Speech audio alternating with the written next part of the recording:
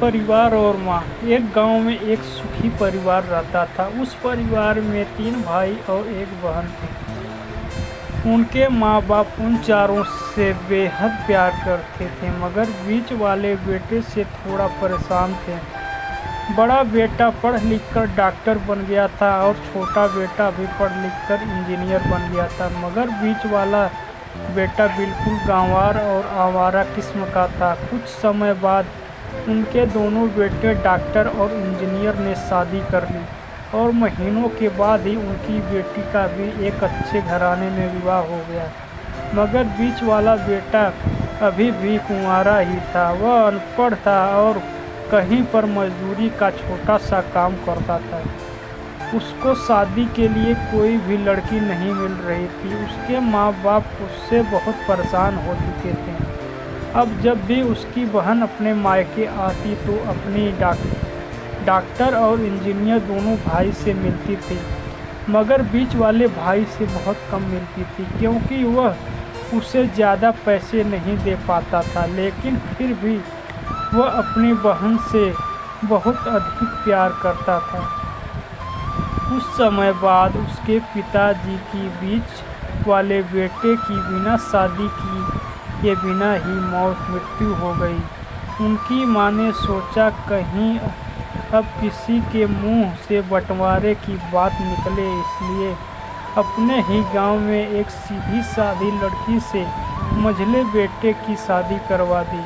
शादी होते ही न जाने क्या हुआ, अनपढ़ बेटा मन लगाकर काम करने लगा और पहले से ही ज़्यादा मेहनत भी करने लगा। अब कोई भी पुराना दोस्त उसको मगर मटर गश्ती के लिए बुलाने आता तो वह मना कर देता। एक दिन उसके डॉक्टर और इंजीनियर भाई ने सोचा कि यह तो गंवार है और अनपढ़ है, हम इससे कहीं ज़्यादा पैसे कमा लेते हैं, इसलिए अब हमें बंटवारा कर लेना चाहिए। माँ के लाख मना करने के बाद भी दोनों बेटों ने बंटवारे की तारीख तय कर दी और उन्होंने अपनी बहन को भी बुला लिया। तभी उनका गंवार भाई कहता है कि तुम लोग बंटवारा कर लो, मुझे जो बचे वो दे देना या ना देना, मैं शाम को आकर अंगूठा लगा दूंगा। तभी उसकी बहन कहती है, अरे बेवकूफ़, तू तो हमेशा बेवकूफ़ ही रहेगा। ज़मीन का हिस्सा तो आमने सामने बैठकर होता है। और उसकी माँ भी उसे काम पर जाने से रोकती है। उसी वक्त वकील भी वहाँ आ जाता है और कहता है कि आपका सारा हिस्सा मिलाकर 10 बीघा ज़मीन और एक मकान है। अब यह बताओ किसको कितना हिस्सा देना है, मैं उसी हिसाब से कागज़ बनवा दूंगा। तब गंवार भाई कहता है, वकील साहब, 5-5 बीघा ज़मीन हमारे दोनों भाइयों के नाम लिख दो और यह हमारा घर है जो मेरी प्यारी बहन के नाम कर दो।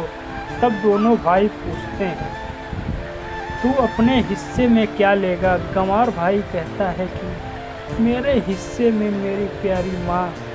वह अपनी पत्नी की तरफ मुस्कुराते हुए कहता है, क्यों, क्या मैंने गलत कहा?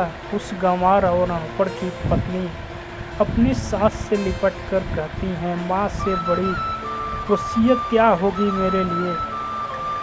उसी वक्त उसका गंवार पति भी अपनी माँ से लिपट जाता है।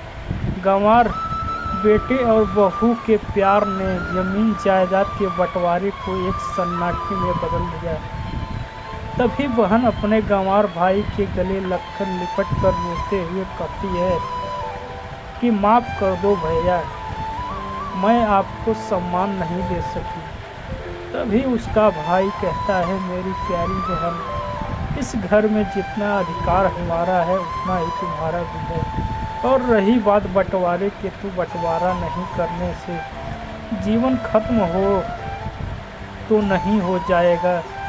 क्यों करते हैं हम बंटवारा? क्या हम एक साथ मिलकर कहीं रह सकते हैं, जैसे हम बचपन में मिलकर खेलते रहते थे? एक साथ मिलकर रहने को ही तो कहते हैं।